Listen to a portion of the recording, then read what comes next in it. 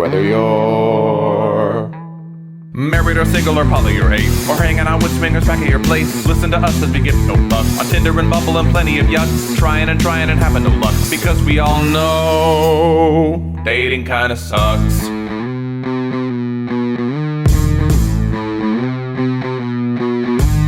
Sarah and Adam are two of a kind. He says stupid shit and she doesn't mind. They're not doing this show to make any buck. Life as a chicken whose feathers they pluck. Why does it work? Well, here is the crux. They both know dating kinda sucks.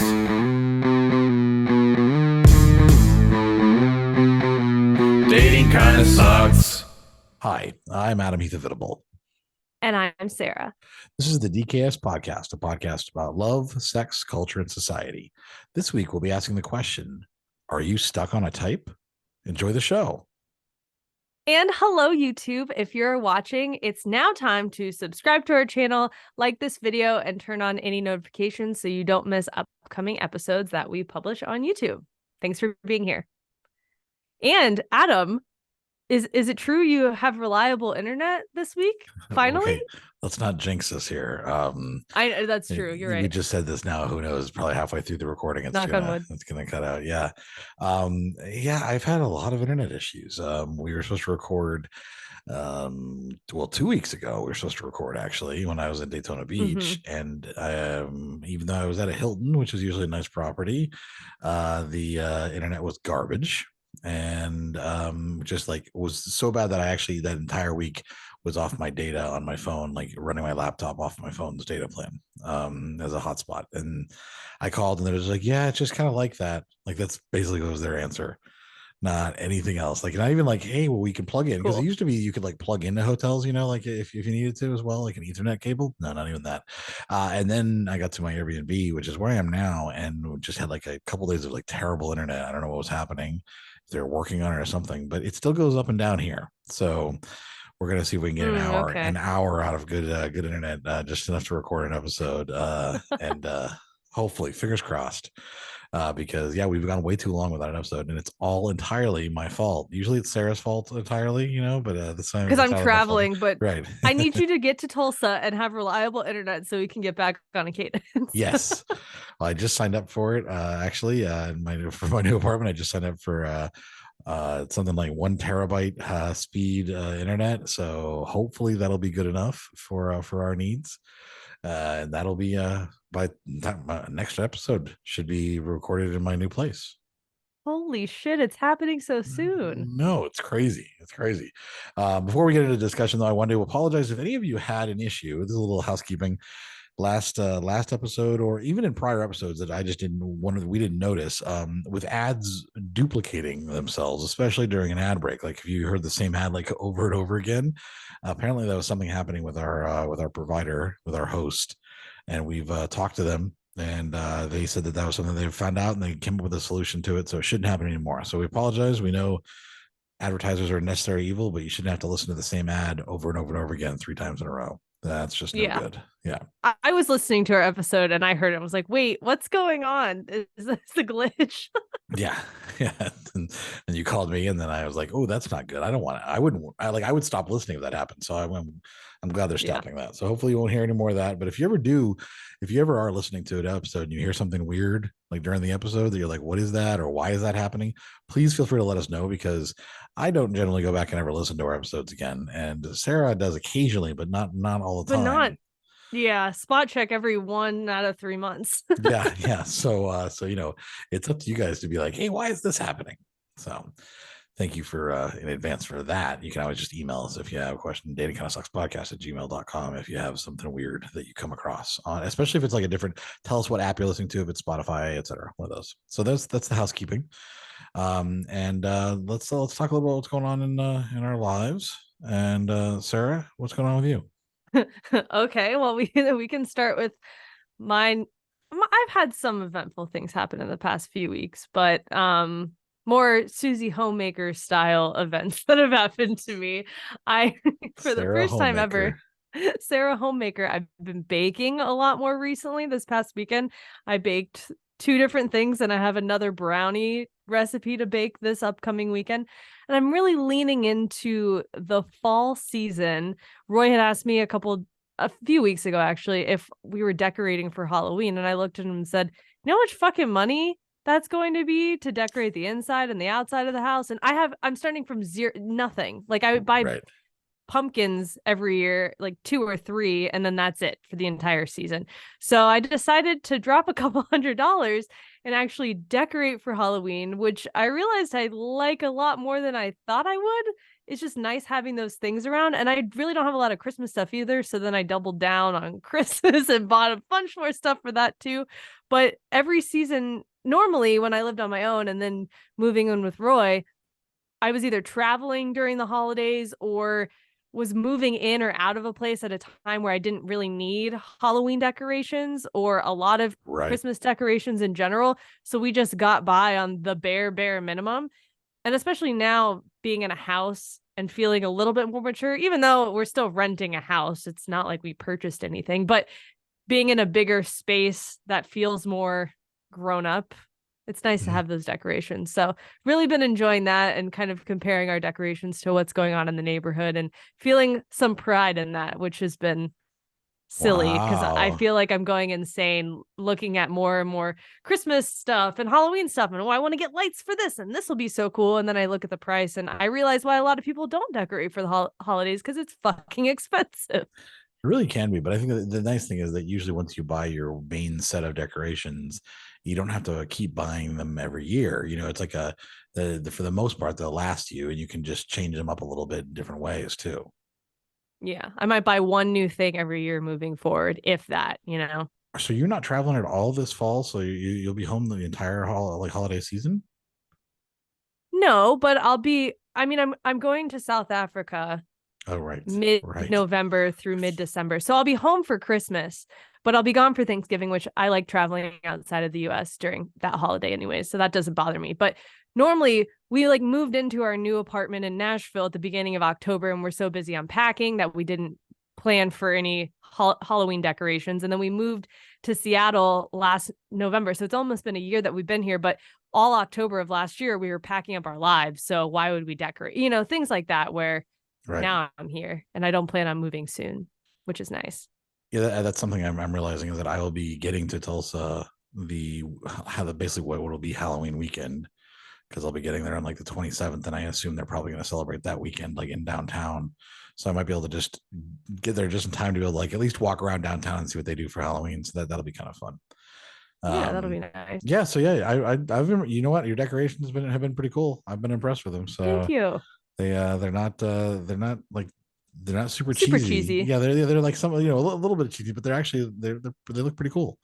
Yeah. So what else has been going on? Before that, I went on a trip with Roy's family because we had talked about that the last time we recorded as well, that I was going on a weekend trip with them and spending a couple days going to Mount Rainier National Park and going hiking. And I actually really enjoyed it. His mom and stepdad are a little slower paced and needs to be. First time spending like any real time with them?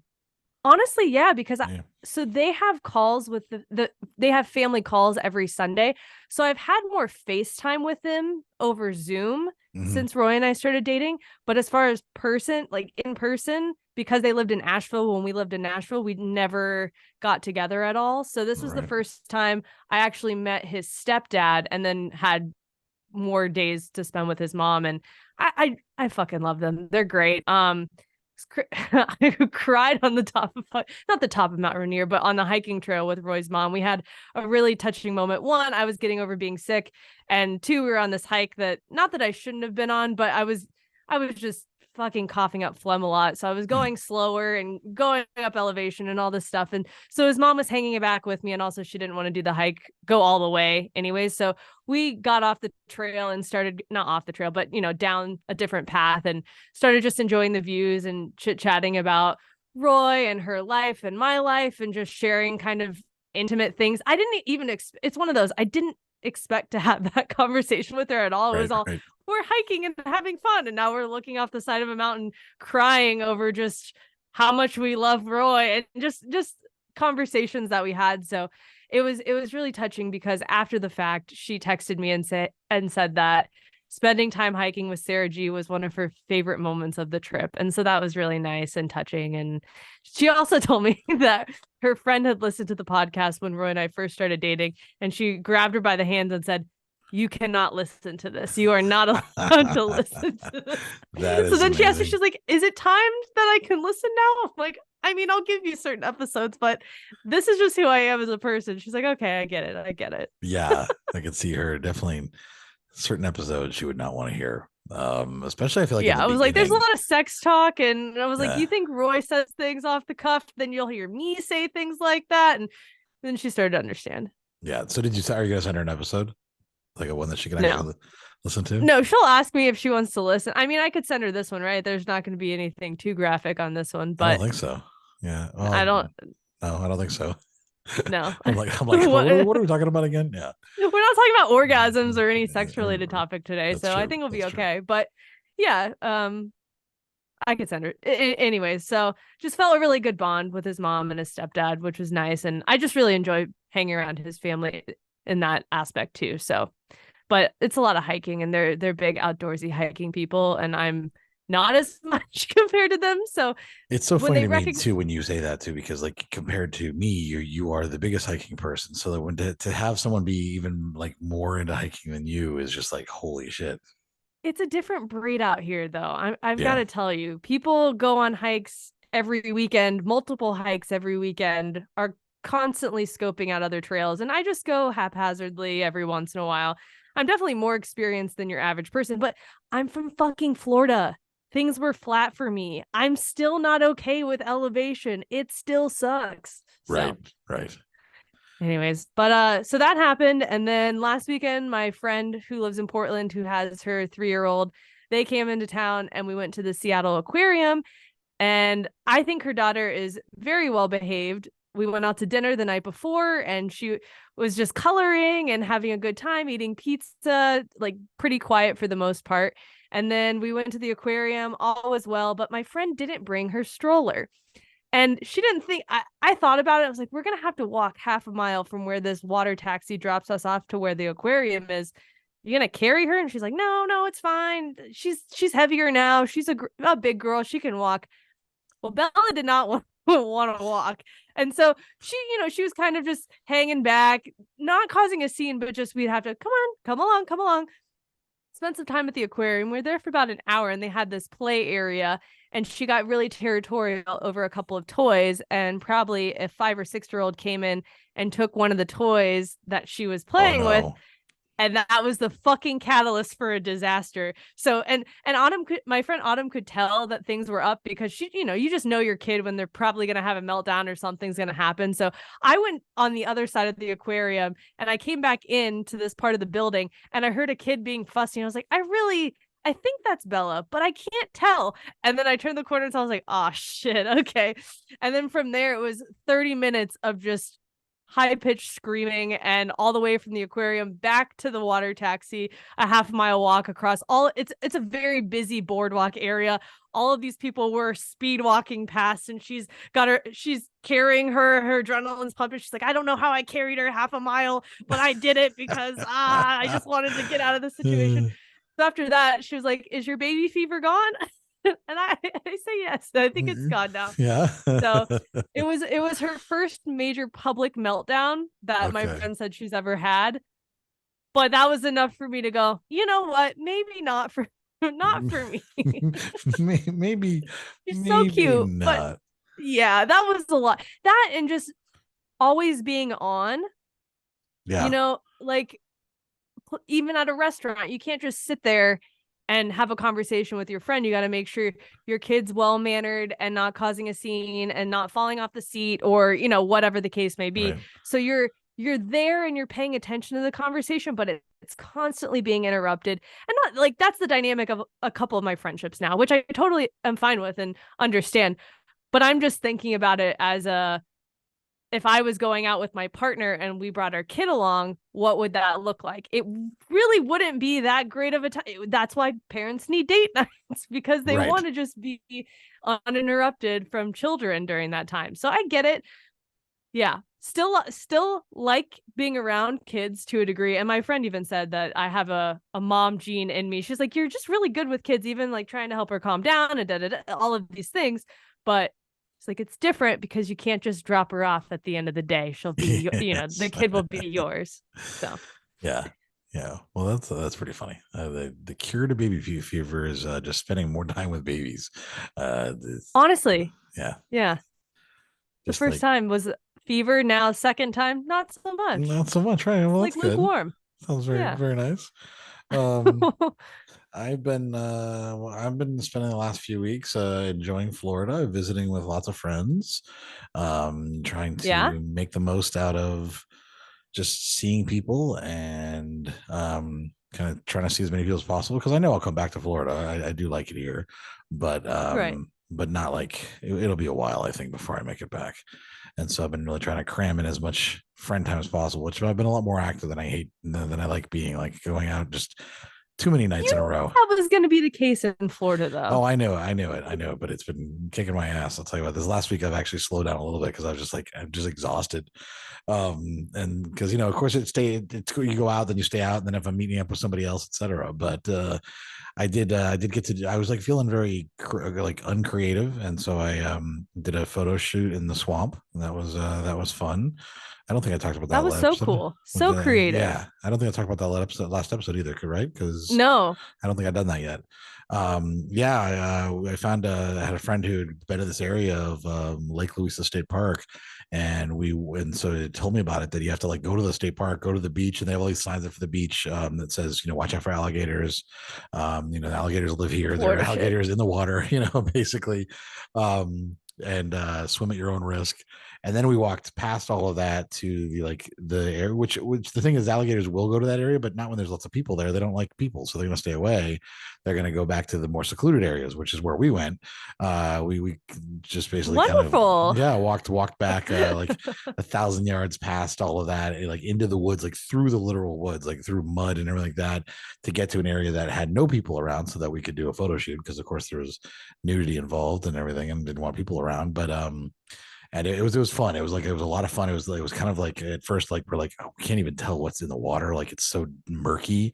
And so like we threw a couple of rocks in the water to make sure that nothing would like all of a sudden splash away or swim away. And it was very quiet. So then she's like, all right, I can't even tell how deep this is. And I was like, all right, I'll get in first. So then I go to step in the water, and it's only ankle deep, but you literally couldn't tell that it was only ankle deep until I step in. Like, it could have gone all the way down to my waist. You really couldn't tell. And then I start wading in, and then she comes in, and then we wade out to, about knee deep. And then a little higher. And then we take a bunch of photos. It's been great. Every time we hear like a big splash, we look around to see if there's like a gator or something, and nothing. We didn't see. Wait, you didn't tell me. You didn't tell me you heard big splashes while every you were now and out then there. There'd be like a big splash nearby, and like I couldn't tell if it was like a fish jumping out of the water or something like that, or what exactly it was. But we would look and wouldn't see anything. And we always kept our eyes out for snakes, because snakes, you'll see them swimming on top of the water basically, so you just had to kind of keep an eye out for that. And then we were eventually got, and it was like warm, it was really warm water, because it was like in the sun and everything. But as we got deeper and towards them, as we walked out, it got to about waist deep. Must be a spring nearby, because all of a sudden it became like really cool, and it was really nice. And then we were out there for like 3 hours taking photos, and never saw we saw deer. We had a deer, actually, like a deer come literally up to the edge of the water right where we were, which was pretty cool. But it was a lot of fun, and it like really kind of sparked my creativity, which was great. I kind of felt like I was kind of like in a creative slump, and so that was nice to do that. And it's nice to do something risky, like to take photos. Like, there's something about that really like just boost my energy. I think it was. Your photography is always risky. Well, that's true. That's true. The train, almost exposing yourself to an Easter train of kids or whatever. I remember that was incredible. Oh man. And then when I was then I spent a week at Daytona Beach, and I had someone who's going to come do a sunrise photo shoot with me. And I wasn't really counting. I was like, she might come, she might not, but I'm going to go down there no matter what. And so the sunrise was at 7:30 in the morning. So I get down there early at 6:45. I want to make sure I set up, and I'm at a hotel. I'm at a Hilton, and the hotel's right on the beach. And so they have this giant pool, and then a wall, and you walk down the stairs to get to the beach. Well, the waves, it is high tide, and the waves are all the way up up against the wall, like literally up against the wall. So like I'm waiting in the waves just as soon as I walk down the stairs, and I have a bag with all my stuff in it that I put on the top of the stairs that managed to almost wash away at one point. And then I got up and I set up my tripod like in the sand, and I had to like kind of almost wedge it in the sand so that I could take pictures without it being knocked over every time the waves came, because the waves were actually pretty rough. And I took a bunch of amazing sunrise photos, but like at one point, like one of the waves knocked me over, you know, like it was pretty crazy. And I had mud all in my pockets and everything, like I was, you know, I was covered in like the beach mud. And then I looked up at one point, I realized there's like 8 people on the pool deck taking pictures of the sunrise, but they're all probably looking down at me like, look at what this fucking idiot's doing, you know. Yeah, I'm sure they were like, don't be like this guy. But that was a blast, and it was another like really fun experience. And so yeah, I've like been able to do some photography. I've been, you know, doing meeting up with people, and yeah, this last, not this last Sunday, but the Sunday before, I would say that I had a very Daytona Sunday Funday. Is the only way to describe it. Is like Daytona, trademark Daytona, you know, like type thing. Like, yeah, you say ratchet. Oh, I know. Yeah, yeah. So, I said ratchet, grimy, dirty. I don't know. Daytona just it's you know, it's something maybe because I grew up there, and so like I know all the areas, and I've been by these places 100 times, but I've never been into a lot of these bars and stuff, because a lot of times when I was there, I didn't drink, or I was too young. And so, or they were just shitty places you probably shouldn't have been in the first place. They always were places that I was like, what is that? Like, I want to go in there, just because I always wanted to see what that, you know, that was like. And so, well, since I was in Daytona, I you know, spend some time there. You know, I also saw my 94-year-old grandfather too. That was good to see him. But I go to this place. It's called Chris's Lounge, and I start Saturday afternoon at like 1 PM. I meet a friend at Dave & Buster's, which, by the way, is the weirdest fucking place like in the world. Like it looks like a parody of a place that is what it is. You know what I mean? Like, it's like you walk in and it looks like someone making a satire about a video game place for adults that serves liquor. You know, like it feels like a fake. Damn, you're so movie set of a place, and yet it's a real place, and I don't understand. Yeah, it's fair. Anyway, so I met a friend there for lunch, and then I was like, oh, it's early, I'm meeting somebody else around like 6, I've got some time. And so I went to this dive bar called Chris's Lounge that is in we call Holy Hell, but it's called Holly Hill, and it's a part of Daytona Beach. It's between Daytona Beach and South Daytona, or between Ormond and South and Daytona Beach. Anyways, it's in that area, and it is this little tiny building that I walk in, and the smoke is like coming in, like the people smoking in there. So like the smoke is coming 3 feet deep from the ceiling. I walk in, everybody there is over the age of 60. And I get called Bluebeard like 3 times within walking in the door. And I'm like, this is a good place to go. So they're all watching a football game. And so I order a drink. You know, I know better than to order a double. I just order a normal single, because the way she pours it is basically like pure vodka. The bartender, not in Utah anymore. Right, exactly. The bartender is like this 65-year-old, like just firecracker of a woman. And she was fantastic. And so then I was sitting next to this other woman who's probably, you know, 62, 63, I don't know, who was like keeping track of everybody's bets on the game, I guess, or everybody's fantasy football bets or something, because she was like keeping track of everything for who was winning what money and stuff. So she told me 4 times she wasn't a bookie, so I don't know what exactly she was doing, but I sat there and drank. A bookie, yeah, bookie is someone who like takes bets and pays out bets, yeah, and like illegal gambling, basically. Gotcha. Okay. Fucking Daytona, I swear. So I'm there for a couple hours, and like at one point this guy comes in, and he's dressed not really well, but he's dressed like kind of he's wearing like a Ralph Lauren polo shirt with the like his shirt's tucked in, and he's wearing like, you know, like just chinos and dress shoes, and he's got like 2 younger guys with him, and he's like, oh, I'm just showing these boys, they go work with me, and they go to Embry-Riddle, and I'm just showing them all the best bars in town, or blah blah blah, you know, whatever. And the woman's like, yeah, with that polo shirt, you've never been in here before. Or with that shirt, you've never been here before, you know, because nobody here would ever wear a shirt like that. The bartender. And then she's like, I'll give a free drink to anybody here who knows what that logo is on his shirt. And everybody's just staring at it. They have no idea. And I'm like, that's Ralph Lauren, and it's polo, you know. And she was like, yes, I got a free shot or a free drink for that, which was just funny as hell. And then and then at one point they said that they were going to another bar, Boot Hill Saloon, well, one of those, and the bartender goes, "Oh, I may have fake tits, but they're still older than those idiot bartenders down there, down at that bar." And someone was like, "Yeah, they are." And she goes, "Yeah, they are." And then she lifts her shirt and just flashes the entire bar. She's walking around, and so then she's walking around with like literally just with like her boobs just like hanging out of her shirt for like for like a couple minutes, just like kind of walking around serving everybody's drinks with her tits hanging out. What the fuck kind of place is this? I'm like, this is amazing. This is exactly what I could have hoped for a Sunday Funday. So then I'm like trying to figure out what I'm going to do next. And the bartender the woman next to me, the older woman who said she wasn't a bookie, says, "Are you leaving soon?" I was like, "Yeah, I think I'm going to close out soon." And she goes, "Hey, would you mind following me? Cause I gotta go to this other bar." And I was like, "Okay." She goes, "Yeah, I want someone behind me so the cops don't pull me over. I got a shitload of weed on my motorcycle." And I was like, "I'm in." Like, immediately I was like, "Let's do it." Because I was like, what an adventure. Let's do it. Oh my God, Adam. Only in Daytona can I follow a 60-something-year-old woman because she's got too much weed on her bike and she's nervous about it. So we go out there. I get in my car. She's got this gold motorcycle with fucking skulls on the handlebars.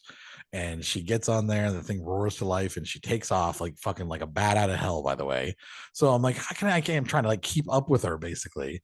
And we go all the way from Holly Hill all the way to northern Ormond Beach, almost by Flagler, on the beach side. Now we were not on beach side at this point. So we had to cross over the bridge and go over there to a bar called Hanky Panky's Lounge, which I remember as a kid seeing and being like, "What is that?" My parents would be like, "Don't you worry about that." Like I remember that. Go in there. It's actually a much cleaner bar than the other place. I'll say, but it was just a big bar. Walk as we park. I go, "Oh, by the way, I don't know your name. My name is Adam." And swear to God, she like looks at me. And she goes, "They call me Haywire." It's the best fucking thing in the world. It's like a fucking scene from a movie. What Haywire. The hell? And yes, we walk into the bar and everybody goes, "Haywire." Like, so yes, they literally call her Haywire. It was a fucking crazy. Yeah. No idea what her actual real name is. And we sit at the bar, have a couple of drinks. She tells me that she confides in me that she's got stage 3 lung cancer and that she doesn't want to tell any of her actual friends because they'll just have pity for her, and fuck pity. That's for losers. So she's just gonna ride it out until she's done. And then she ordered us a shot of lemon drops. So that was just like, I was like, this is so Daytona. Like this whole thing is fucking. Haywire goes hard. Yeah. Jeez. And so then she eventually left, and I was sitting there and I was waiting for a friend that I was going to meet up with. And so I was trying to figure out what was I going to do now, but then I'm still sitting there having a drink because I still have time. And this guy comes in, this kind of just fat older guy in his like 60s wearing a fuck Bud Light shirt, comes in, orders a fucking Bud Light, of course, which is the funniest thing, that he's sitting there drinking a Bud Light with wearing that shirt unironically. And just out of the blue, as he's sitting there, there's probably like 10, 12 people in the bar. He says something like, I just don't get that Taylor Swift girl. Like, she's not all that. Like, I wouldn't give her the time of day. And a couple of people like, yeah, okay, you're right. And so I of course at this point I'm in a spot where I'm like, I'm gonna say something. So I said, I was like, "Do you think she'd give you the time of day?" And he like looks at me like, "What?" I was like, "Dude, she wouldn't fuck you with your dick. What are you talking about?" And like you could tell he just had never been challenged before, just wasn't used to anybody, like especially not a stranger giving challenging him.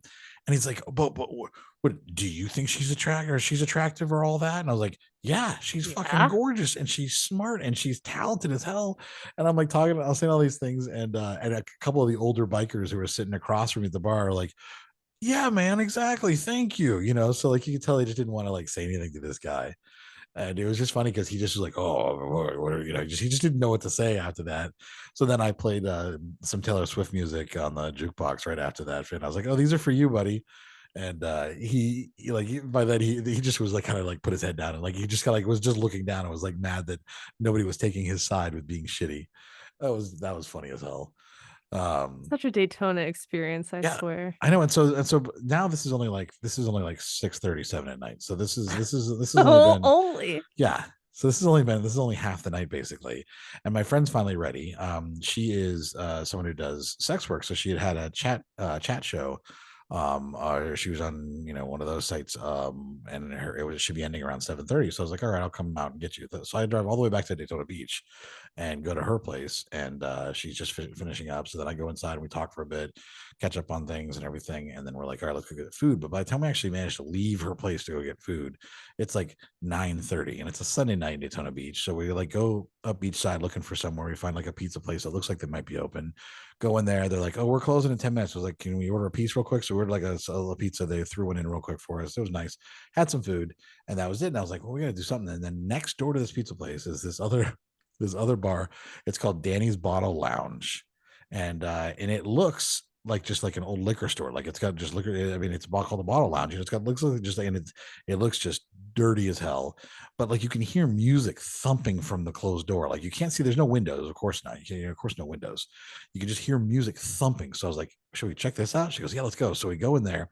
This place is just packed. It's this bar that's just incredibly packed with all these people dancing and playing music, and it's just like having a good time. All different ages too. Like it was very much a younger crowd. So we go sit at the bar, have drinks there, talk to the bartender who was awesome, and hang out there for a while.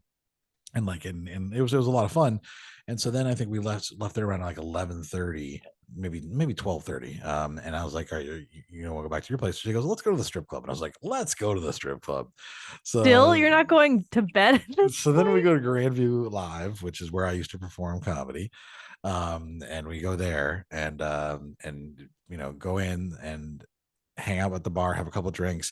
It's really dead there. I think at that time of night, you just really, and so it was kind of a meh thing, except the funny thing is the bartender is not someone I know, but we sit down at the bar and she goes, you're the guy in Bacon. And then I was like, yeah. What? She goes, really? She goes, I saw that you tagged Grandview last time you were here, and I looked up your Instagram and I saw all your stuff. I just added you. I added you yesterday or whatever. And I was like, oh, okay. And so then it's like, yeah, I love your stuff or whatever. So like I randomly somehow accidentally made a fan last time I was at Grandview, which I'd been there, stopped in there earlier. And and yeah, it was pretty entertaining. And so that was kind of a weird thing.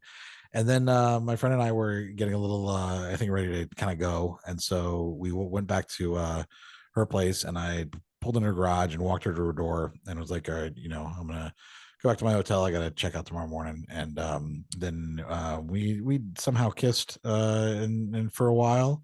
And she's like, do you want to stay the night? And I was like, yeah, it was just like, oops, how did this happen? And I was like, oh yeah, I think so. And she's like, okay. And I was like, wait, I have to go turn my car off because it's still running in the driveway. So I go out there, I turn it off, and then go inside, and we would like put a movie on in her bed and just sit there, and we're like, no sex. I was like, that's fine. She's like, I just broke up with somebody. I don't want to really even but it'd be nice to have somebody to sleep with. And I was like, that's nice. So we laid there, and we were watching a movie, and then I fell asleep, and then she eventually fell asleep, although I know my snoring was nice and loud for her. And then my phone had been dead, so I plugged it out in the living room. And at like 7:30, because I have my phone set to 7 to go start an alarm, just like the wake up alarm. So at 7:30, I keep hearing this sound that I'm dreaming about, and I wake up and I'm like, oh fuck, it's Monday morning at 7:30, and like my alarm has been going off for half an hour. She didn't hear a damn thing. So I get up and I was like, hey, I gotta go, and so I give her a hug, and I just grab my shoes. I'm in my socks, and I like put my pants back on, and I like go and grab my phone, make sure I have everything, go out the door. It's been raining, and it's still raining. So I step immediately in puddles. And so my socks are soaking wet, and I'm soaking wet, and I have my shoes in my hand. I get in my car, and I'm like driving back to the hotel, and I'm like hungover as fuck.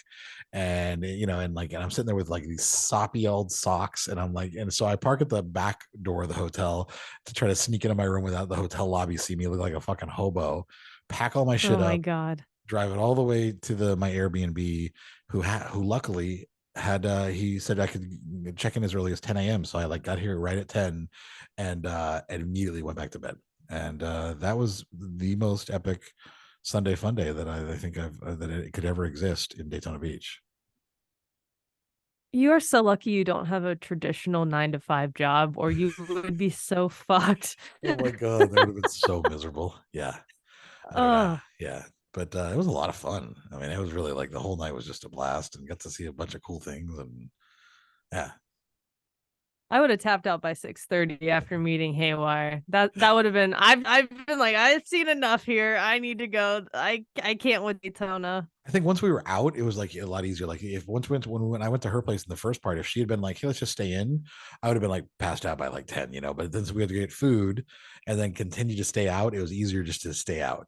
But yes, I normally that was a fucking day though. It was it was great. Just the first 2 bars alone would have been enough for me to go like, I need to get the fuck out of here. What am I doing? Good, yeah. I had a lot of fun. It was a very fun time, and better you than me. Thank God. Yeah. So that's what I've been up to. I don't think I have much else to add, do I? No, I think no. Let's hope there's nothing else to add to the story. Thank you, Adam, for sharing that very long-winded story of your Sunday Funday and everything else. And we'll also say thanks to our listeners from around the world, Mongolia, Barbados, and Italy. And then we'll just take a quick break and we'll be back with a voicemail from one of our listeners. Well, we are going to take a DKS hotline question. And if you'd like to leave a voicemail on our hotline, you can call it at 407-519-0181. Here it is. Hey, Adam and Sarah. Love the podcast. And I wanted to call in with a quick question. I feel like anytime I start dating somebody new, within the first couple of weeks or whatever, I get like this intense anxiety. And I just wonder if that's uncommon, or it's funny because even when things are working well or not working out at all, I feel like I just want to know if things are going to work out or not. And obviously that's unrealistic, but in the moments where we're not talking or where it's just been a quiet night and I haven't heard much from the person, I can't help but to spiral and think, what did I do wrong and that kind of thing. And I just wanted to know if you guys had any advice or if that was a common thing to happen. All right. Thanks, guys. Bye. I think these are fair questions you bring up. A little anxiety is normal, like wondering if they feel the same way or if you're getting nervous before your next date or before the first date. But I think intense anxiety and spiraling isn't as normal. You should be able to go about your day and not hear from them and still feel good about where you last stood on things or when you were out and about on that date. Nothing should change, right? And you should be able to focus on other priorities in your life, like work. I think it's okay to get excited and hope that they text you back soon. But if you're feeling like you're spending all your time and energy hoping for someone to respond to a message, it might be a sign to cool it a little bit. I don't know. I would focus more on your obligations. And then when they message you, great, awesome, I'll respond. Just because they aren't responding right away doesn't mean that something's wrong or the relationship is doomed. And I think too, if really getting worked up easily over them not responding after only a handful of dates, you might be setting up the future or potential relationship for failure with so much worrying and wanting it to work so badly. You're throwing all this emotional energy into something where you could just kind of let it chill and see how everything plays out. Personally, I would suggest either taking a break from dating or evaluating, when you're on that break, evaluating where you stand, as in what you want to get out of dating or your life priorities or where your anxiety stems from or why you want a relationship to work so badly that this anxiety tends to make you spiral. I think it's just okay to take a break. So I can actually completely sympathize with this because I used to be just like this. So I would have this issue where when there was someone that I was someone new, and even before we were dating, sometimes someone that I was just talking to in the initial stages of even before asking them out, that we would have like such good conversations, and they would go like a small period of time where they wouldn't reply immediately, and my anxiety would spiral, and I would start feeling like, what did I do wrong? And I would actually literally have to go back and reread everything and say, okay, nothing, I didn't say anything that's that's going to be off. I didn't do anything that would, that would have been, push them away, but I wouldn't know that. And I remember I had one friend, I had a friend, Hannah, she's still a friend, but, we were kind of in maybe in the flirting stage at that point in our friendship. We had met at a downtown bar, and, I had told her, I was like, hey, we talked about anxiety at some point during our conversation. And I was like, yeah, I get like that sometimes. And so sometimes, if I text you and I'm just like, hey, my anxiety's kicking in. Like, are you okay? Like, it's not because, you did anything wrong, just because like where she goes, I get the same way. She's like, and I understand, and I know how important communication is. So I will make sure I try to communicate better. So and that helped a lot, was knowing that she knew that I would get like that. And then her understanding and being willing to just be like, yeah, just I'm going to try to communicate better. I'm just going to try to make sure that hey, I got your text message, I'll reply later or whatever, and no big deal.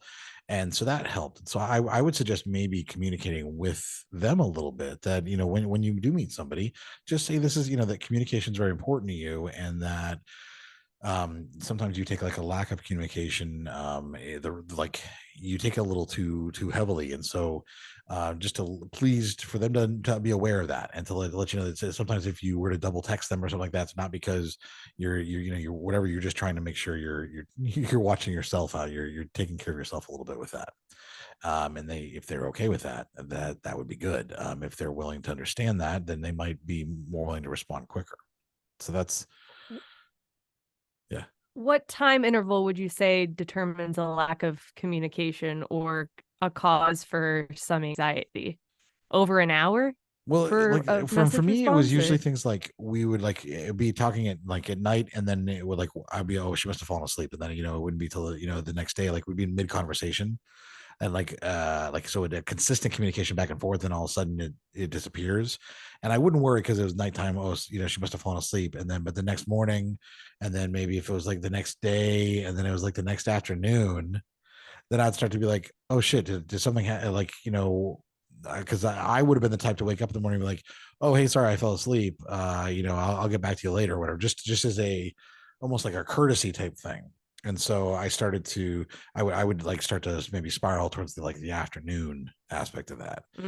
But I think that it's also, it's a feeling, it's a lack of control is what it is. And so the other thing that really helped me was giving up control. And I think that's really the best thing I can tell you, is that this is all purely about control, is that you start talking to somebody, you like them, and you want to make sure that they know that, but you also don't want to scare them away, and you have no control over what they're doing when you're not with them whatsoever. And so when they're talking to you, at least you know that they're talking to you. When they're quiet, you can only imagine a million other scenarios where they don't like you anymore, or they found somebody else that they were more interested in, and all these other things. And so you really have to just kind of take a deep breath and say, I can't control shit, so I'm not going to try. Whatever happens. And then I know that sounds kind of harsh way to deal with it, but I feel like that's the best thing to do. And also to communicate with them how important communication is, because that is important to you. But then if you also get rid of the control, then it won't be a big deal. Yeah, I understand that. I think it's whatever happens. If we stand on good terms when we're in person and on text, texting back and forth, and then I don't hear from them for 5 or 6 hours, I'm still going to think everything's good until stated otherwise. Yeah. Well, now I'm like that. Now I just if I have a good conversation with somebody and it just disappears, I'm like, okay, yeah, we'll talk when we can, and then that's it. But when it's a control issue, when you have that, that need to control and you can't, that's when the anxiety really kind of kicks in. Gotcha. So, yeah. What you can't do and what you should never do is, if for some reason things do go sour, you don't respond to that by letting your anxiety take over, because that's the time. I've told you that the girl that I dated in San Francisco, where I texted her over and over again. I called her parents' line, I called her line. I went into full anxiety, full insane behavior. Insane behavior, absolute batshit insane behavior, because I hadn't yet realized that I couldn't control it, so I should just take a breath and walk away from it. I was trying to still kind of grab control out of the situation, and you cannot control these situations, especially when there are two people involved. You cannot control the other person, and so you have to stop trying. You really have to stop trying. That's the best solution to anything. Cool, calm, collected. When you say respond in the morning too, I think about my morning, where you said as a common courtesy, you'd respond the next morning and say, sorry, I fell asleep. For me, I'm waking up and it's go. I got to wash my face, brush my teeth, get everything in order for the day. I'm not checking my phone as much until I sit down at my desk for work and go, okay, let me respond to things if I can right now, and then maybe you'll hear from me at the end of the day. So everyone has a different cadence that they run on as far as communicating, and sure, after work or in the evening when they're less busy is probably a better time to hear from them. So don't worry. That's a good point. But in my mind, it was like, hey, we were having a really engaging conversation last night that like just kind of ended on a cliffhanger. Like, you know, we were continuing to talk about all types of cool things. Like I would want to start it up again in the morning just to be like, hey, I really enjoyed that conversation last night, but I fell asleep. So we'll continue it later, but just wanted to let you know that's why I disappeared, you know, or something like that. Like to me, that's just, but now I don't, now someone does it, I just assume it. I'm not worried about it, but I said it all boils down to control, and I've been there. So I really do feel for you, and you just have to give up that fucking control. Yeah, that was a good caller question. And if you would like to leave a question for us or just tell us how much you love us and the show, you can call our DKS hotline at 407-519-0181, or you can always email us at datingkindasuckspodcast@gmail.com, and we'll read those emails on air as well. Yep. And we're going to go ahead and take one more quick break. And when we come back, it's time for What to See with Sarah G. Now, I don't know about you, Adam, but I like to visit parts of the United States that are, shall I say, geographically challenging, but worth the reward in the end. And yes, as long as I can drive there or take a helicopter there, yes, of course. But that's about it. Well, that also includes hiking views and remote destinations. So maybe you can't take a helicopter to it, but you can hike to it. Might not interest you as much. But if it does interest you, with that in mind, this week we are exploring the most northwestern point of the contiguous United States, which is Cape Flattery, located in Washington State. Now, to get here, it takes about 2 hours from the nearest major town of Port Angeles. And for reference, Port Angeles only has about 10,000 residents. So it's not the biggest town around, especially in Washington State. There aren't any major highways around the Olympic Peninsula where it's located. So instead, you'll have to drive through narrow and winding roads that aren't always for the faint of heart. Some have good views, but a lot of winding roads. So much, in fact, that I got a little car sick at certain points when riding shotgun on the way here. So be warned, take some Dramamine, whatever you got to do, or tell your partner who's driving to slow down around the curves. That's what I had to do. But once you get there, you'll pass through a small town in Nia Bay before Cape Flattery's trailhead, and you'll need to purchase a $10 recreation pass to park your car and visit the point. All of the proceeds from that recreation pass go toward the Maka tribe, and they're an indigenous people in the Pacific Northwest coast. And if you're wondering, the name Maka, I knew I was going to mispronounce that. I apologize. It means people generous with food in the Salish language. So now you park your car at the trailhead, and it's generally considered, once you get on the trail, you'll go straight down. So you'll have a little bit of a climb on the way up, but for the most part, it's mostly flat, slightly hilly. You'll walk over some little man-made bridges that you'll want to stay on, but it takes about 30 minutes to complete. And of course, you're free to stop along the way to catch your breath or enjoy some of the views. That'll make it end up being a little longer, but who cares? You're enjoying the views. So when you make it to the end, there are a handful of viewpoints around the Cape to sit down and take in everything. There's beautiful turquoise blue water and the rock formations down the coastline. I've never seen anything like it. I don't know if you've seen photos of like the Bahamas. They have really crystal light blue waters. This is darker blue. And I even think from photography, it just doesn't capture it as well as just being there and seeing it, obviously. So enjoy the views there. It's worth it. I think it's worth it, even though it's a journey to get out there at Cape Flattery. But that's what to see with me, Sarah G.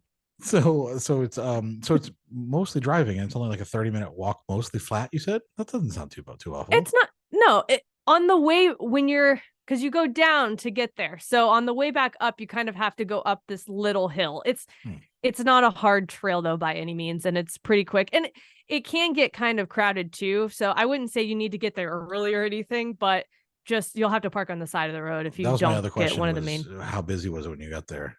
So it was pretty full. Yeah. But people tend to be at the beginning of the trail and the end where all the views are, and people will stay at the view for a longer time to take footage or whatever.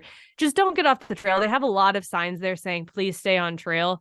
And it blows my fucking mind when people just can't stay on trail. So, and what is the reasoning behind that? Just to keep it as natural as possible? Yeah, it actually hurts the area. It's just wear and tear on the soil and just the foundation of the land there. So you just want to stay on trail because over time, those other areas around the trail get worn down and the vegetation goes away, and you don't want any of that to happen. And when you're in Cape Flattery, does everybody give you compliments?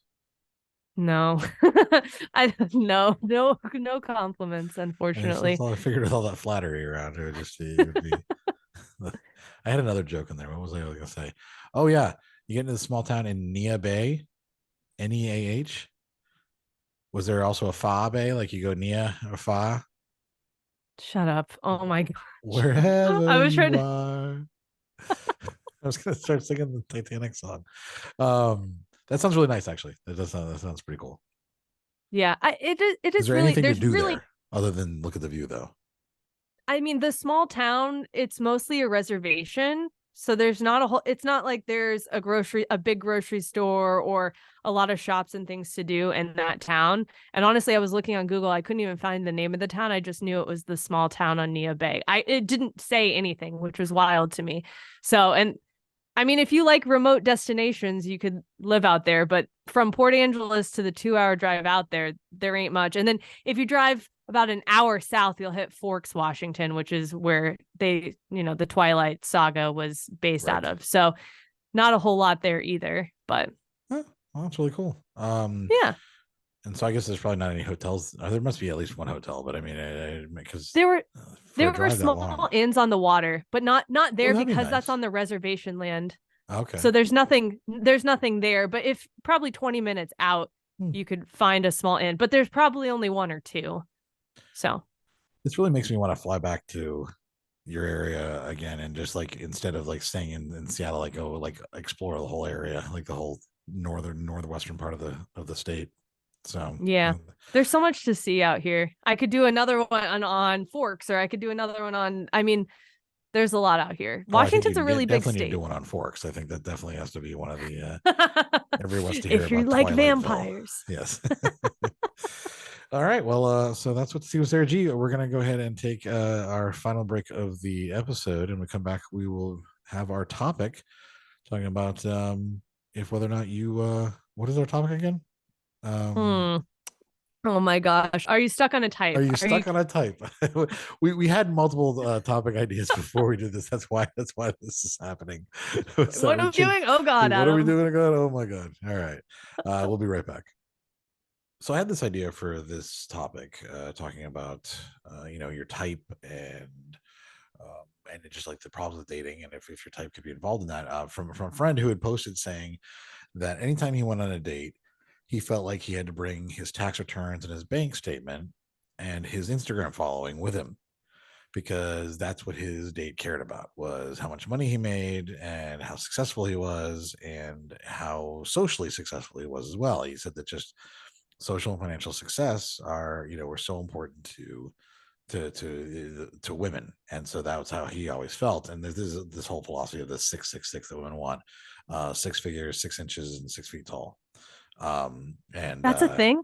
Oh yeah, it's a whole thing. If you 666, yeah, that's I thought that was a devil thing, not a dating thing. Women just want the devil. No, but yeah, it's a 6 feet tall, 6 inches, and 6 figures. It's this ridiculous thing that men came up with that women want. But he's like saying that he feels like that's true based on his dating. And I said, well, maybe it's the women you're dating. Like maybe, because I've never had that experience. I've never, on any date I've been on, and I've been on a lot of dates, and even on any conversation I had with women about dating, have I ever felt like they cared about any of those things. And so maybe it's who you're looking at and the type of person you're dating. And so I thought maybe we should talk about this a little bit. Is your type something that's holding you back? Are you stuck on a type that's bad for you? And is it going to be settling to change types, or is it something that might actually expand your horizons and improve your dating life?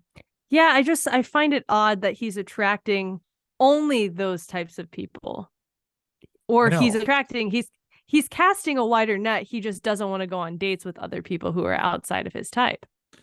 I think he definitely, he has a very specific type he's looking for. Now, to give a little context on him, he used to be the general manager of a strip club. And he's like, like 6'4", in shape, like guy with like a, like he's got white beard, but like it's like he's kind of badass looking, and now he does something for like private military stuff. And so he's leans Republican, but more because of like gun rights than anything else. And so I think he's used to dating women in the entertainment industry. Okay, that makes more sense.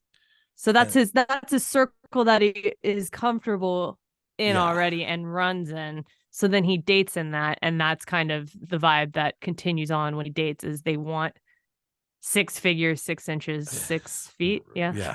Whatever. He's also like probably in his early 50s, and I think he probably dates women that are younger. Like 30. And okay. So I think that might be part of why, is that who he looks for is a very specific type, and who they're looking for might be less a relationship and more an arrangement. A lot of times. What's this going to do for me? How's this going to benefit me? How much money? Yeah. I mean, of course, if he only wants to date people who are 20s or 30s and he's a little older, the first thing that comes to mind is sugar daddy mentality. And how much do you bring in? Can you afford to take me to these places? Now, I'm not saying that's everyone, but you're going to attract somebody in that pool. Yes. Yeah. And so I think it's it's one of those things. So that's just to give some perspective on him, but I don't want to focus too much on him alone, because I think that his issue is pretty easily solved. Like his issue would be if he were to start looking at people that maybe would fulfill him on, on multiple levels, including intellectual levels and maybe a long-term level, thing like that, he might actually find it easier to date. And I think that the problem with him lies with him. Like I think it really is just he's picking a very specific type, a very small niche, because I mean, you obviously know lots of women. We do this podcast. We talk to lots of women. I've dated a lot of women. We have like a group filled with women, and none of them have ever let into this thing that the women want to know how much money you make and what your fucking Instagram following is to date you. Yeah. I think there is in my early 20s, at least, there was more of a vanity metric of things I would want a partner to have. Right. So I'd like them to have a high paying job. Now, whether that's $100,000 or more, just a stable career where you have the potential to make more money. That was something that was important to me. I wanted someone to be taller than me, like to match my height or higher if I was in heels. That was in my early 20s. That was something important. Looks, just anything vanity related, can dress well, has a nice smile, has nice eyes, good hair, whatever. But I think some of those things are hard to obtain as far as where their career is going at that point in time, if they actually are successful, if they have the money to dress well, whatever the case may be. So then you get into the dating space and you realize those aren't really the most important things. Because I mean, look at you now. You're dating someone who wears a Pussy Riot t-shirt to a fancy dinner with a mullet. You're so fucking right. Right. But 20-year-old me, and it's so funny, 20-year-old me would go, who the fuck, what happened to you? Because it was all about impressing other people. Right. I think I'm hot, so I have to attract or date other people who are perceived by society as hot. And if they're not conventionally hot, then they have to have other qualities, like making a fuck ton of money, dressing really well, being a quote unquote sugar daddy, and falling into that. So I can have an excuse for why I'm dating that person who might be not as standard or conventionally attractive. Mm-hmm. So, but the more women continue to date, they realize he doesn't need to be 6'5" or whatever the case may be. He just needs to fucking treat you with respect and understand what women want, which is like access to birth control, just not being a piece of shit on the internet, things like that, where it's so hard to come across men like that now, because if you limit yourself already on 6 foot, 6 inches, whatever, and then you say, also treat me like a respectful human being and understand access to abortion rights and not be, a fan of Trump, all of these other things, you're like, I'm never going to fucking find anyone. So something's got to give. I do love that you have that. So in our notes on our agenda, by the way, I had a whole rant about it, and then I was going to make the entire episode about what Sarah just said. But she was like, I don't really want to do that. I really don't want to talk about these things in this way. And then immediately you went into that. I don't think, not even on purpose. You just kind of leaned into it because I think it's very true. And the thing is that I'm going to agree with you entirely, but I just think it's funny that was like my entire rant was going to be about this exact same thing, that women. I don't read your rant because I'm going to hear it 5 times. That's so I true. didn't even read it. Of course you are. But I know. But the fact that you actually echoed it, I think that you did, that women will say, like, even women say, like you said, yeah, you want someone who's, ideally someone who's taller than you. Ideally you want someone who's going to be, if they're, they have a good job, that's fantastic, because, that finances are important. Yes, you want them to have have a good sized dick, but in the end, it's also like personality and being able to treat a woman right and being able to have respect for you and all these things. Like, women are flexible in those things. Like, they look at men, they're looking at men as a human being. This is a person that I want to spend time with, and I want to ultimately spend my life with. And so I know that, like, some of those things aren't going to matter, in a long run. Like, if they're like if they're someone who cares about me having an orgasm, then it doesn't really necessarily mean that they have to have a 7-8 inch dick or whatever. If they right. know what they're doing in bed, then that's all that matters. And if they're willing to listen and communicate in bed, even better. Like, that's more important than someone's dick size. And someone's height is not as important as if they actually respect me and treat me as a with human being, as a human being with compassion, etc. And they understand, they have empathy and all these things. So women are willing to say, okay, I want the better person. And I think men, because men, and this is where it gets into my little bit of rant, is I think men men see women and don't see women. And we did an episode of this, that do men even like women as human beings? And I think you were really skeptical when we first started that episode, but by the end of it, you're like, wow, it really feels like men don't.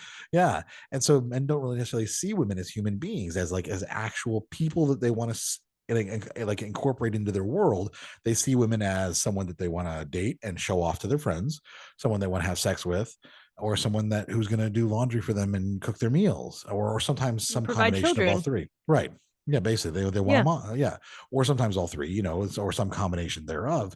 And so as a result, when they're looking at types, they're not looking at a person. They're looking at someone they're going to spend their time with and their life with and enjoy all these variety of things with. They're looking at, oh, this is someone that I want to have good sex with. And so this is why this is important to me. Or this is someone that I want to make sure that she's going to be there to, take care of me because I don't know how to cook a meal.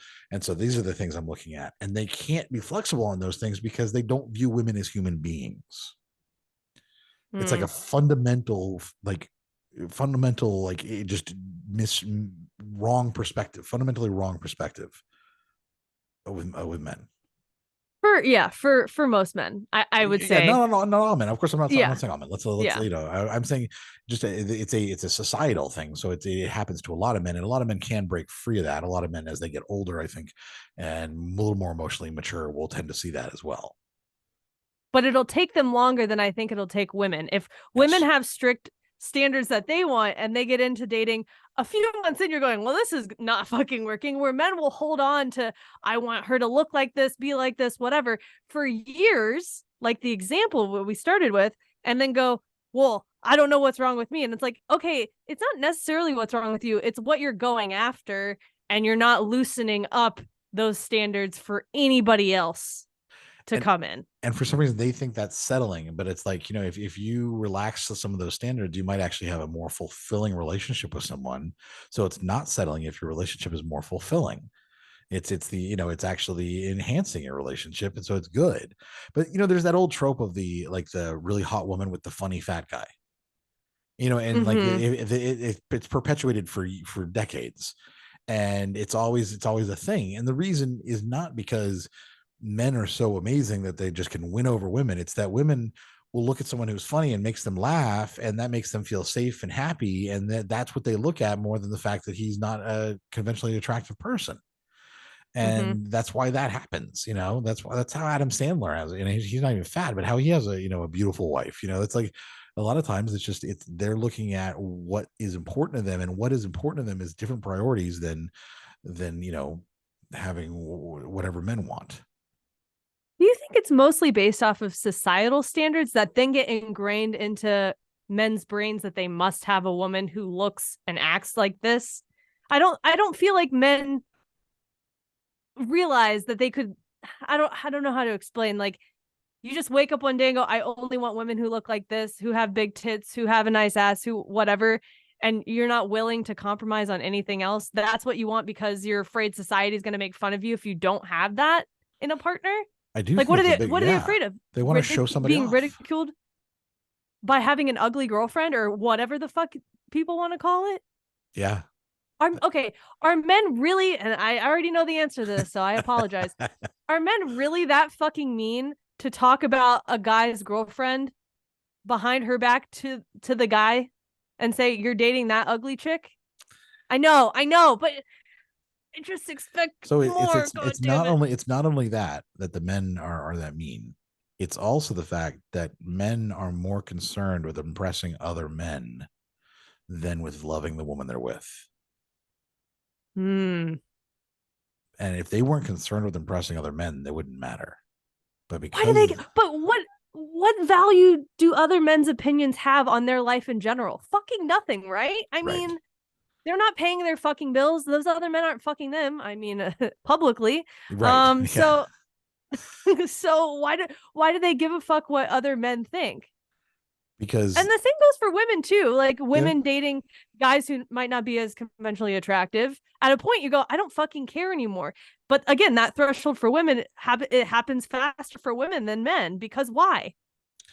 Right. I think, women realize, I think, faster that it's more important because women work on themselves a lot more. It's all about self-improvement. So women work on themselves just as a group at a faster rate than men. Men's self-improvement is, I go to the gym 7 times a day, or, or whatever. That's like, that tends to be the self-improvement. And it's not anything mentally health, not related to mental health or anything like that. And so women, when they improve themselves, they realize that their needs are different than what they actually originally thought. And so they're willing to shift their priorities. Men, it takes a lot longer to get there. And women obviously are still concerned with what their friend circle thinks, et cetera. Yes. But there will be a lot of women who will just be like, I love them. That's what matters, and I think that's really the extent of it. They'll say that to their friends, where men will put up excuses and everything because it's men are still right now still guided by what other men do and say. Like it's part of the patriarchy. It's part of toxic masculinity as well, is that you listen to what other men say. Men gatekeep other men, and that's that's how you're a real man, is because another guy tells you your girlfriend's ugly, whatever, and it's stupid. So men wouldn't call out their friends for being rude, talking shit about their girlfriends either. They just let that slide. I mean, in some scenarios, they're gonna stick up and say like, "Fuck you, dude. That's not okay to say."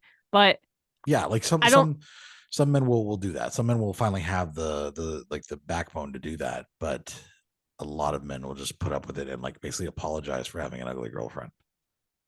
There's a whole recent thread on Twitter about where like this guy was like, don't you hate when you get to that point where you realize how much you hate your girlfriend? And then like the other guy's tired, and then people were replying and like, oh yeah, I just sit there and just hope and just start doing less and less and being worse and worse and hoping she'll just break up with you so you don't have to put up with her anymore. Yeah. Men don't like women. What kind of thread is that? What the fuck? Men don't like women as human beings. That's really like what it boils down to. So like, why would they listen to other? That's the other aspect. When you take that whole, if you start off with that basis, that men don't like women as human beings, then of course they're going to care about what their male friends have to say about the people they date, because they're not dating a human being. They're dating a trophy. They're dating something they're trying to show off to their friends. They're like a dog who catches a rabbit and then brings it to show their friends, and their friends like, oh, that's an ugly rabbit. So they throw it away and they go find a new rabbit. That's really what it boils down to. That blows my fucking mind, honestly, because it just rings true for your early 20s, late teens as being fucking immature. But then there has to be a moment, right, where you just let that shit slide and it goes away and you mature, but apparently not. I think men start to have that point. There will be men that will have that point, and they'll start to try to grow and learn. And then there will be men who instead will get defensive and start to blame everybody else around them except themselves, and will never learn. And so it's a difficult environment, and it's hard to, it's just crazy. But imagine trying to say like you tell a man, well, why don't you date somebody who's a little bit larger? Like, why do you have to date somebody who's like be in perfect shape? Well, I don't want to date a fat chick. Yeah, but have you seen yourself in the mirror? Or whatever. And right? Are you fit? Right. Yeah, exactly. And even if they are, why are you focused on her? Because why does what she looks like to that point, to that degree, matter so much? And it's because they see it as them showing her off. Society, yeah, they're going to get knocked down in society or in their peer groups if they show up with someone who's not as beautiful as what they want.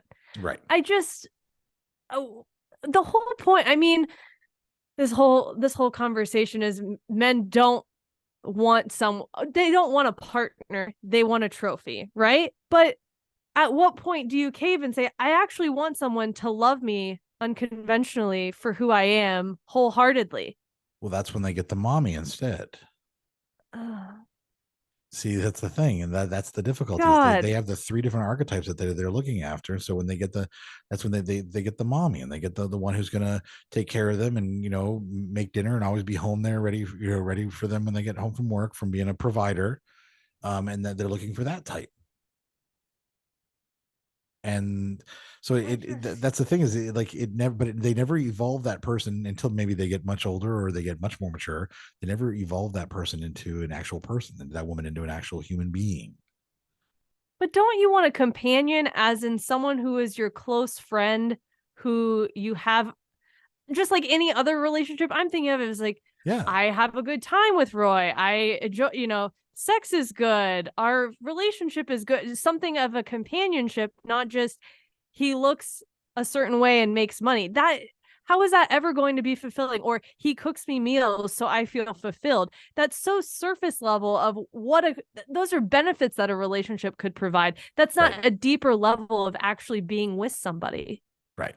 Well, so they never want to get, I can understand this to a degree of younger men not wanting to get deep because they've been hurt in the past, or you can't understand me. I've been going through shit. So they never get to that deeper level, which is why they stay surface level with looks, money, can cook and clean, because men are more afraid of getting hurt, more afraid of being vulnerable.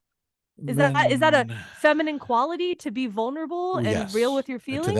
To them it is. And then, well, I mean, this is a whole other topic, a whole other episode topic. I know. But men who decide to try to share their feelings do so in such a toxic way that then they prove their own point, because they will trauma dump on their partner instead of sharing with their partner. And so then their partners will be just overwhelmed and can't handle it. And see, this is why you should never share personal feelings with your partner, with your girlfriend, is what they'll say, instead of understanding, oh, maybe I should have gone to therapy and learned how to share in a healthy way. They'll just blame the woman instead. But it actually makes me feel episode. Yeah. And it makes me feel sad for those men in a way, because they're limiting their lives to a degree with what they're able to attain or, receive in that love that they think that they're giving. They're never going to get anything out of it that's actually going to feel rewarding, because they're stopping themselves from that. Mm-hmm. Right. I think if you're dating and you feel like you're stuck on 666 or whatever the case may be, or feeling like you need to give your tax returns or whatever, it's looking in the mirror and going, before I even get on this date, do I think we're even going to have any fucking common interests at all? Can we talk about hobbies we might like together, or just some kind of building blocks, not how much fucking money you make? Right. Because is that a good place to start? That could be nice. I think it's more about trying to figure out, why are you dating? Ask men, why are you dating someone? Why do you want to date in the first place? What is it that you're looking for?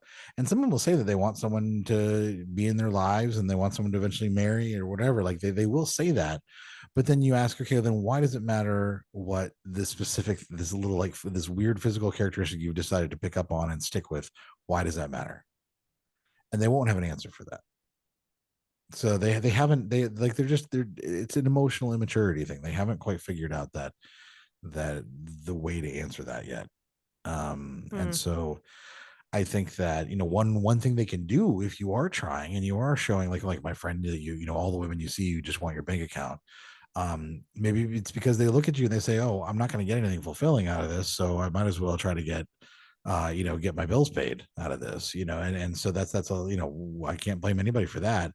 But maybe try tweaking things a little bit, maybe try relaxing some of your stuff, and looking more towards the deeper traits, personality, sense of humor, intelligence, the ability to challenge you and engage you in that. And I think that can be, that can be scary to try. It can be, which is, it shouldn't be, but it can be. And you might find, oh, this is really great. Like I actually found somebody I can talk to and spend time with and everything too. But keep in mind too, a lot of men also get intimidated by women that are at their level. So then when women can hold a conversation with them and are smarter than them and all of these other things, there was a new study that said that male spouses are more stressed when women make less than 40% of them, like their partner, but then calm down when it hits about a 40% mark. But then once it goes above the 40% mark and women and their spouse starts making more than 40% more than they like of their income,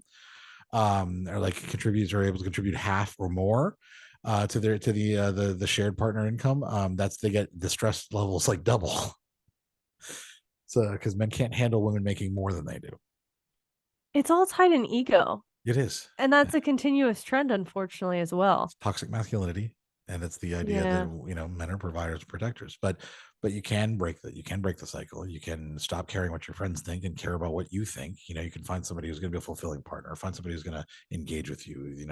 Those are important things. Mm-hmm. I think too, if you find that you're on the apps and you're attracting a certain type of person, you're like, it's time to widen the net or find other people. Look at your fucking photos that you're posting. Yeah, not only just guarantee there's a gym selfie in there and then, stuff like that. God. So, yeah. Or like you're in suits for every photo and you portray this toxic masculinity or just total ego.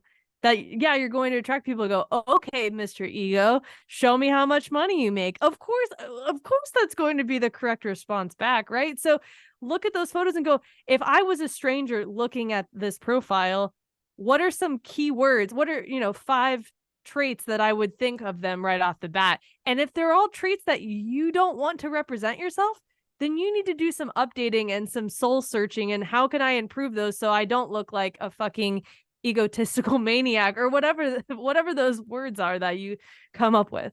Yeah. Yep. I agree. Look at your profile is very important. But also like start deciding, pick one aspect, one physical characteristic you're not going to look for, or you're going to go blind into, and try something new. I think that's important. And this is a whole other aspect to it that I don't want to get into this because this episode's already going a little long, so we're not going to get into this, but there are certain things too that you might be deciding because it's ingrained in society to not look at those things, or there might be just inherent biases. And I think body size is a part of that. It's an inherent bias in society. But I think that if you're willing to look past the bias and say, why do I have this bias? And then you're able to be distant enough to actually, analyze it. But race is another really good example. And I think that, and this is like I said, we could do an entire topic on this, but I'm going to say this one statement, and I know people are probably going to get mad about this, but I'm going to say it anyways, that if you wouldn't date somebody, like if you wouldn't date, a black woman simply because she's black, that is racist. And you might argue, well, it's just not my type, or I just don't find her attractive, etc. I'm going to say that is just systemic racism that's inherent in you, and it's something that you're not. I'm not saying that you're explicit racist. I'm saying that this is something that's inherent that you need to work through, because a black woman can take any shapes or sizes and colors, like there's all, and until you've seen every single black woman on the planet, and then can unilaterally say, I've seen all of them and I'm not attracted to any of them, then saying that is an inherently racist statement. And so another way to break through your types is to try to really push through those boundaries and maybe expand your horizons. I agree. Yes, and we could have an entire episode just on that alone. Just that alone, yeah. Besides the points that we've already brought up, is there anything else you want to bring up today before we close out the episode? I would say, 3 things that just, I think I kind of just said this, but start small, analyze where your type comes from, and take a few chances. Like give yourself a few chances. And try to, really kind of sit down and whether you journal it, whether you assess it, just really give yourself a chance to see if maybe you're able to break through those those types, and in doing so, you might realize that you're enhancing your relationship possibilities. You're not settling, and but give it a chance. You might be men if you're listening to this, and like you really are like, I want to be better. Give this a chance and see how you do. I also think too, congratulate yourself for noticing that you need to change on this aspect. Yeah. And recognize that it's not going to happen overnight. You're going to have some moments of like, oh, I'm regressing a little bit. Oh, I'm improving. It's not going to be a totally linear experience to get where you're expanding and, not focusing on being stuck on a type. Mm-hmm. So it takes time, but you've recognized it and you're working on it. That's true. And now go to therapy. Yeah, I mean, nothing here's the thing, nothing that you really want happens overnight. You have to work on it. Whether that's working on yourself, working on, it's all internal. So yeah, go to therapy. All right, so I'm sure this might ruffle a few feathers, but if you have any opinions about this, so feel free to let us know. You can email us at datingkindasuckspodcast@gmail.com. or call our hotline at 407-519-0181. And I really would love some more people to call. So please, 407-519-0181. If this hasn't ruffled your feathers and you really still support the podcast after everything we've said, you can join our Patreon for as little as $5 a month at patreon.com/DKS Podcast. You can also follow us on social media at Instagram at Dating Kinda Sucks, TikTok, which is Adam's, is at Adam Heathavitable. Mine is at Simply Sarah G. Or you can join our Facebook group at facebook.com/groups/DKS Podcast. And of course, you can watch us on YouTube if you want to watch us instead of listening, where you get to see all the gaffes and mistakes and bugs and errors, because I don't really edit much. And that's at youtube.com/datingkindasucks. If you are listening to this on iTunes and you have not yet rated or reviewed us, we would love a 5-star rating and review. And on Spotify, you can also, I think, review it as well. Give us a 5-star rating. That would be fantastic.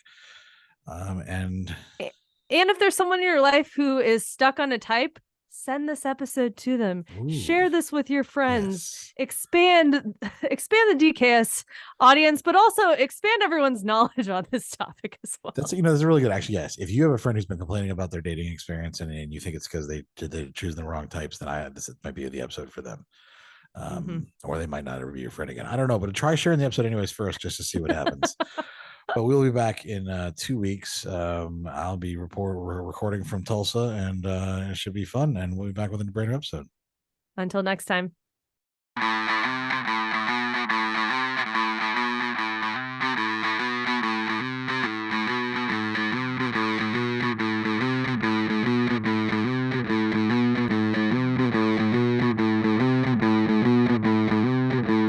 Whether you're married or single or poly or ace, or hanging out with swingers back at your place, listen to us as we give no fuck on Tinder and Bumble and plenty of yuck, trying and having no luck, because we all know dating kinda sucks.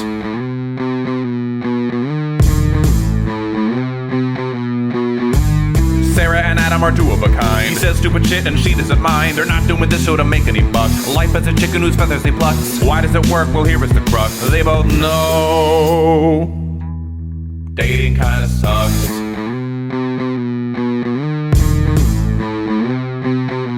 Dating kinda sucks.